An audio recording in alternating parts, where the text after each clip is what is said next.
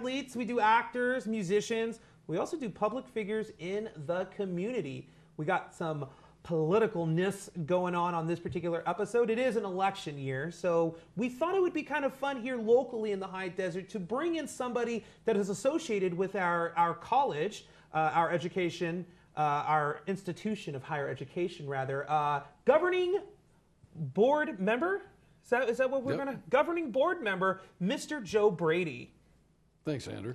How you doing? I'm doing great. So we pulled you away from academia today. Tell us exactly what it is that you do. On my real job, the one that pays the taxes and employs people that we're proud. We own Joseph W. Brady, Inc., but everybody knows us as the Bradco Companies, and the Bradco Companies is proud to be the oldest commercial brokerage firm servicing the high desert. We've serviced it for 28 years. 28 years. We own Barstow Real Estate Group, that was formerly Cole Banker, Golden West Real Estate in Barstow. We own Alliance Management Group. We produce the Bradco High Desert Report, and I'm humbled to sit on probably 5 other boards. But most importantly, today's discussion is about our great community college, Victory Valley Community College. Why do you like that position so much? What is it about sitting on the board for the college that really just rivets you? Well, many years ago, 27 years ago, I moved from Santa Barbara 28 years ago. And in the announcement of George Air Force Base, the closure happened 6 months after I was here. I was a young man, I was 32 years old. I went to the college and I got to know a president superintendent by the name of Dr. Ed Gould.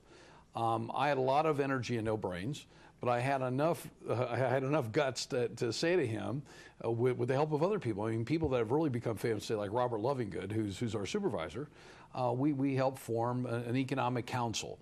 So we had a board of trade and economic council, regional one, and as you go out and you try to sell a region to employers to come on up here, and you talk about jobs and job growth and what you have, you find out there's one thing that they all want to know. What's your educational quotient? What kind of educational system do you have? What kind of community college, what kind of universities do you have?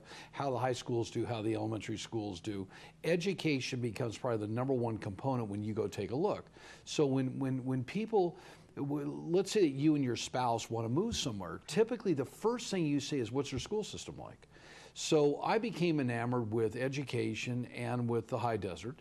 An opportunity came about in 2012 to throw my name in the ring with 24 other people. Angela Valles, who had just won election in the city of Victorville, was a former president of the board at Victory Valley College and was a trustee.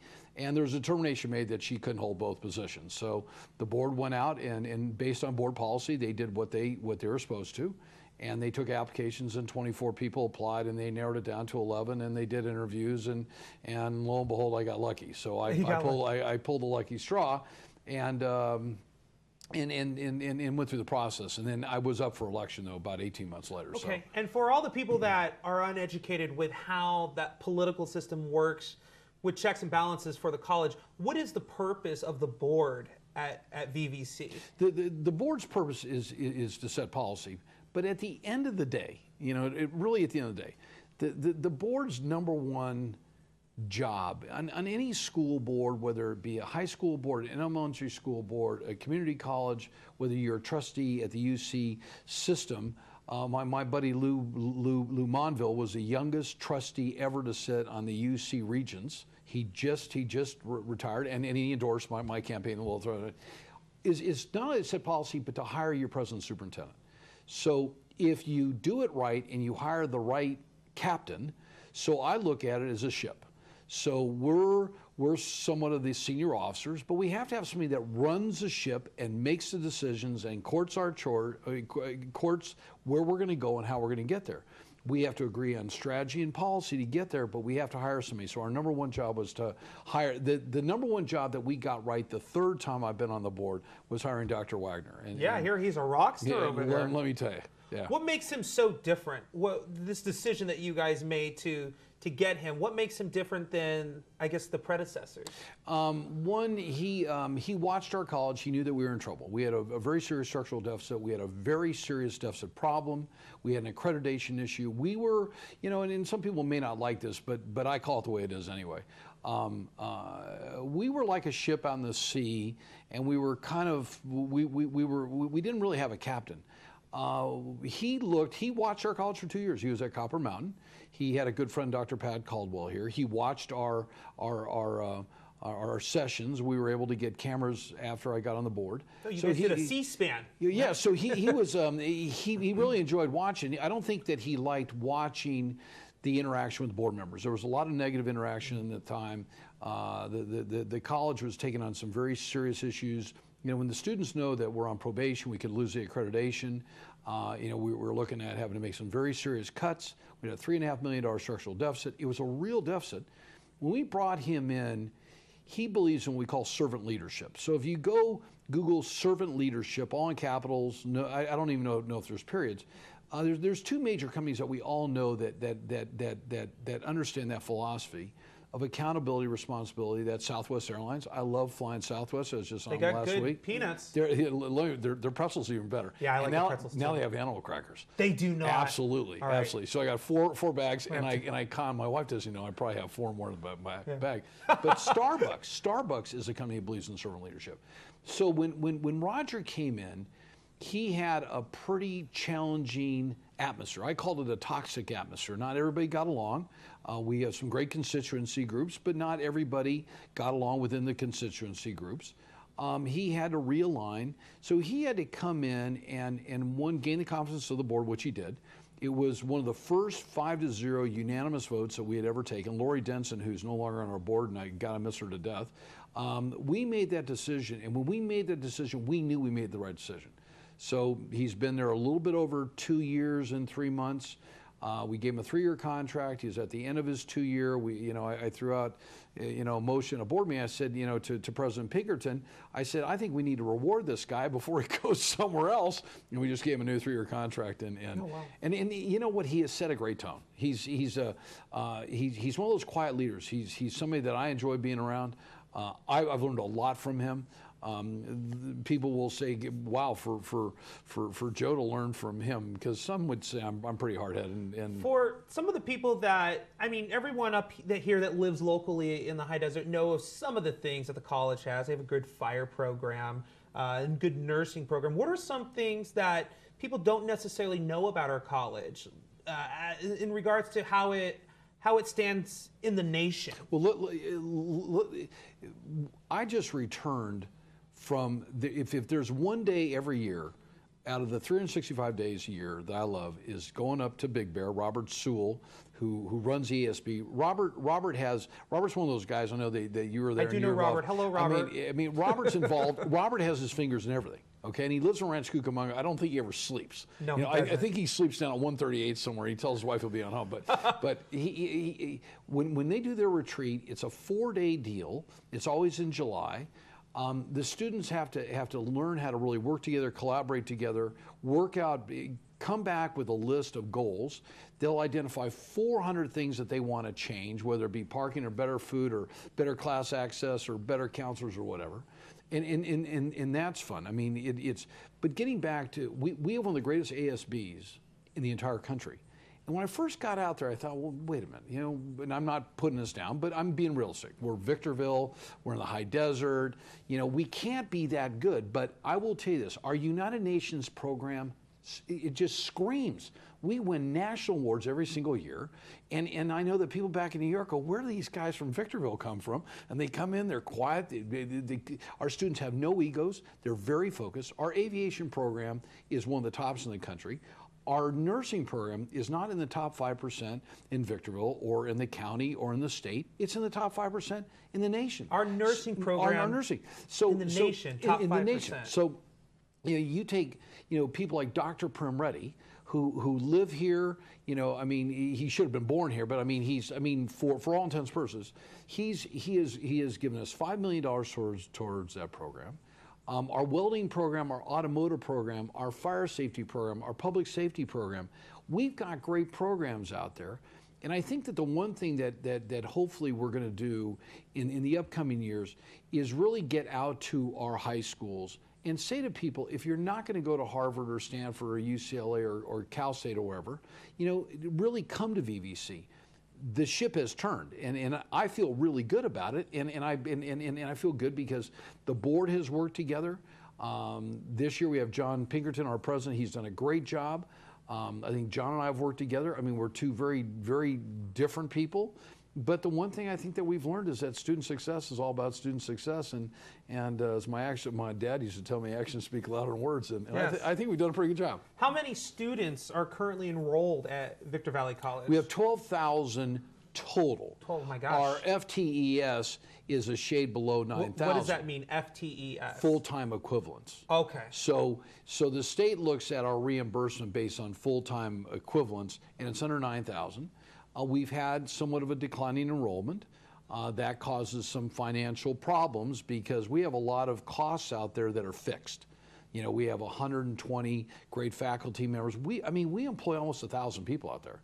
So we have a $55 million budget. We use every bit of it. We could use more. We're trying to build some more buildings. We're trying to expand on campus. And so the ship's finally moving in the right direction. And it's pretty exciting to be a part of having been a part of changing that ship. Okay. So, yeah. We're gonna take a commercial break here in a second, but before we do, let's just give people a quick sneak peek. This is an election year for you, so when we come back, we're going to talk about maybe some of the things that people can look forward to if they re-elect, right? What are some things, just as again like a little sneak peek, that you would like to see happen in the next school year moving forward? One, I think getting out to our high schools and really engaging and getting each one of the board members to say, I'm going to take 2 or 3 of these schools. I'm going to go out there and I'm going to speak to the local students. high schools. Yeah, absolutely. Back when I ran the first time, I went out and I spoke to all the board of trustees. I mean, I went to Oro Grande and Hellendale and Lucerne Valley and Serrano, and because of some family issues that occurred this year, I haven't been able to do it. But talking to other board of trustees and sharing what we're doing, and at the time I couldn't share it with the same amount of enthusiasm as I can today. And we're gonna hold that thought. Cool. We'll be right back here with Joe Brady, governing board member from VVC. Don't go away. We'll be right back.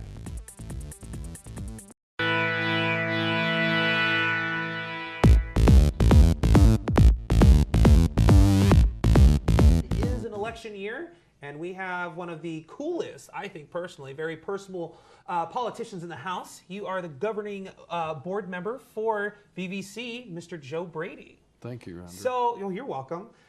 So we talked about, your backgrounds in real estate, and you've been on the board now at VVC for about three years, you said? 3, 4 5 years? and a half. 5, sorry. Time goes by quick when you're having fun. Goes by quick. So 5.5 years. A couple of those years were not very fun, I can tell you.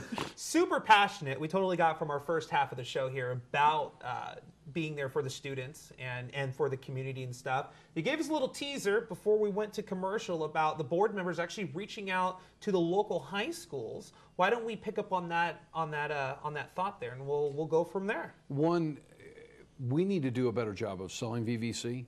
VVC, we took on through the media and through what the state came through when they did our accreditation. We failed between the time that I came on the board and roughly the end of 2014 when we became reaccredited. Okay. That makes students, that makes parents nervous, that makes people nervous in their planning. They don't want to go to a school. VVC has turned. We've got our accreditation. We're back in the new accreditation process. We go in front of the commission, I think, in March of 2017. But I think by getting out to the high schools and the elementary schools and explain what we have here, when you can go through and talk about nursing, aviation, public safety, fire, I mean, great jobs. These are things that pay great. The other thing that I really want to see is us help educate people when they're young that they can stay here, because we have such a mass exodus of students that leave here. I hear from parents and grandparents all the time their frustration of raising their kids, their family.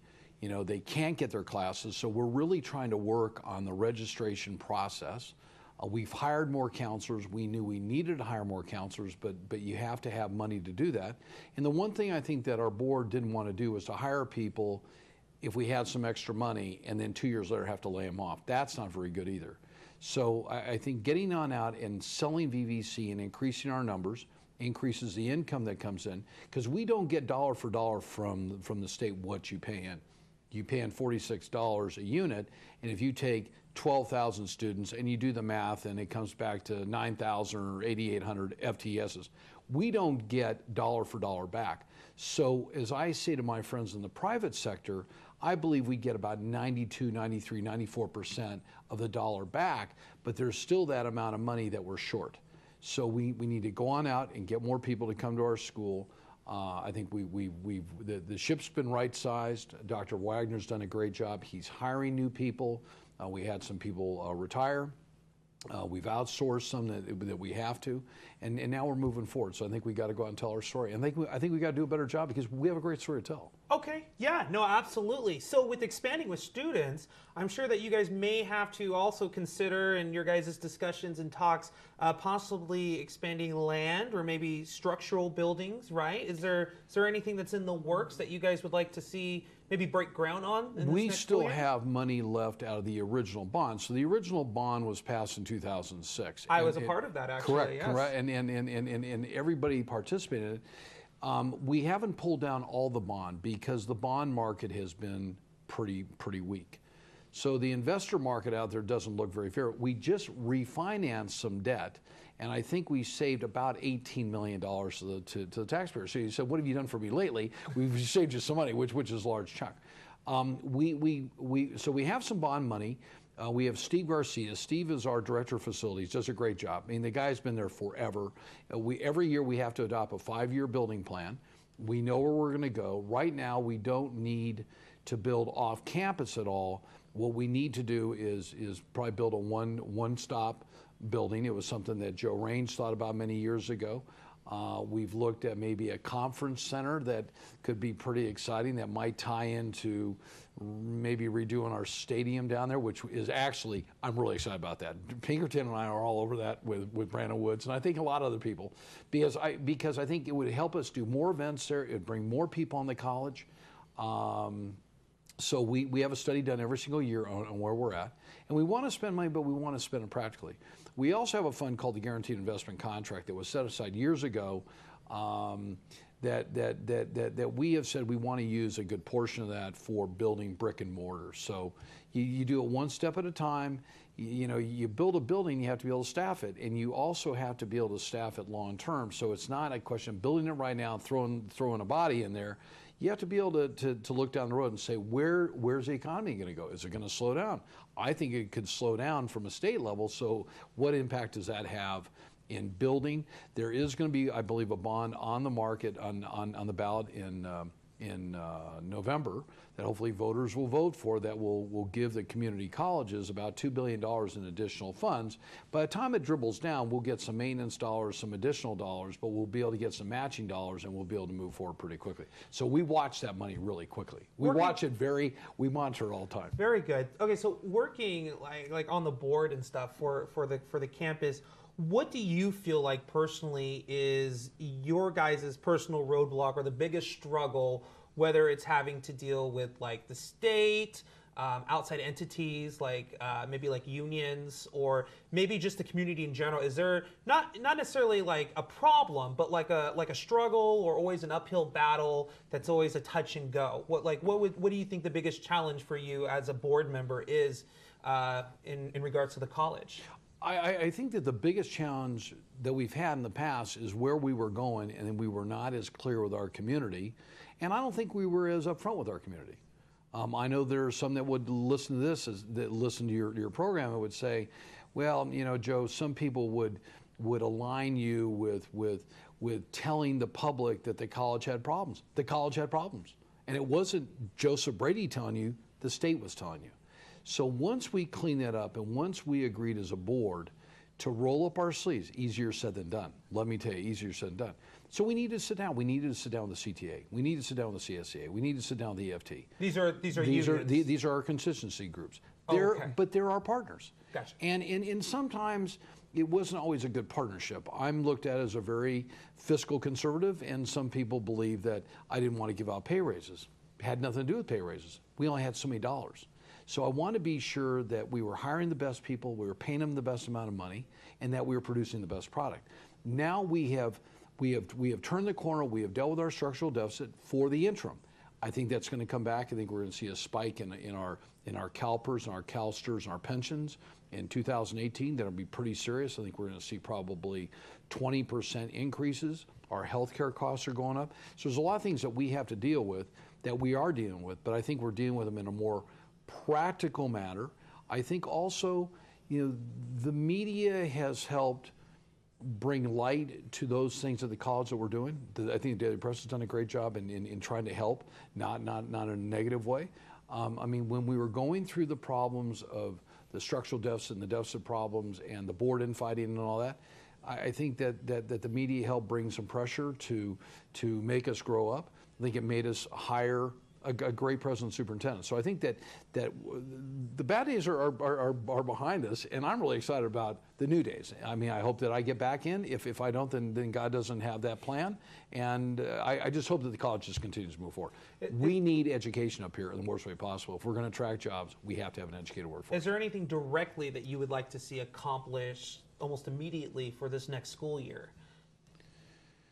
I think outside of reaching out to our high schools and talking about what we can do, I think that between what the college is doing and what the foundation is doing, hopefully... What's the foundation? The foundation is a separate nonprofit group that raises money through scholarships, okay. and we have donors, and in those monies they give somewhere around $300,000 a year in scholarships. They've been out there for about 30 years. Eric Schmidt, who's a councilman in Hesperia, is the president right now. Don Brown, who was with Lee & Associates, the prior past president. Kathy Abbott is their executive director. So they're a standalone. We have a memorandum of understanding between the college and what they do. And every couple of years we sit down and we say, okay, you're going to do this, and how are you going to do that? But they go out and raise money, and they give money, and they have donors and people that support their cause, and then the whole cause is about student success. Okay, good. I love it. So you said earlier there's a little lack of reaching out to the community, or at least informing the community of things at VVC. What are some of the avenues or the platforms that you guys are looking at in to getting the word out there? I'll tell you one. I think one example. It was corny when it happened. We were building the welding building. It's a $6.5 million automotive welding building down the south part of the campus. I didn't actually know you guys had that. So, we got a great program. We have a great program, and we just lost two key people that ran it, but it's a great program. So we're able to teach our students. We're able to do internship programs over, with Tim Watts or with Browning Automotive Group or Griner or whatever. But we were not doing, I felt, and some of the members of the board, as good of a job in going out to our community to encourage as many general contractors and subcontractors to bid the work. Because the rules of engagement to do work like that are pretty tough. So with the help of John Pinkerton, our board president, and Dr. Roger Wagner and Steve Garcia, the four of us met after after the board said, we want you guys to meet. We sat down and said, why don't we go out and talk to our friends at Lamar? Okay, so they talked to Chris Price over at Lamar and Todd Porter, and they started advertising on their electronic billboard. Yeah. One thing led to another with Steve Garcia's help and blessing. Balfour Beatty, who's the general contractor, held a workshop at the Hilton Garden Inn, invited all the subcontractors and general contractors that we could identify in the area, brought them in, and that helped increase the amount of people that are working on that $6.5 million project today than was before. That was it was kind of a corny statement made one night. I think the board was very concerned about, we're spending this money. We need to employ as many people as possible, and really I think the board wants to see 100% participation. The problem is we don't have we don't have the level of contractors today that we did back in 2000 or 2005 Gotcha. because of the downturn, but it was something that worked. And those are things that we need to do, and it worked. All right. It worked. VBC.edu, is that where we find out more about Absolutely. what you're doing? Absolutely. Joe, Brady, thank you for Andrew, joining us today. Nice to see you. Ladies and gentlemen, that's all the time we have. We'll see you next time. Have a good night.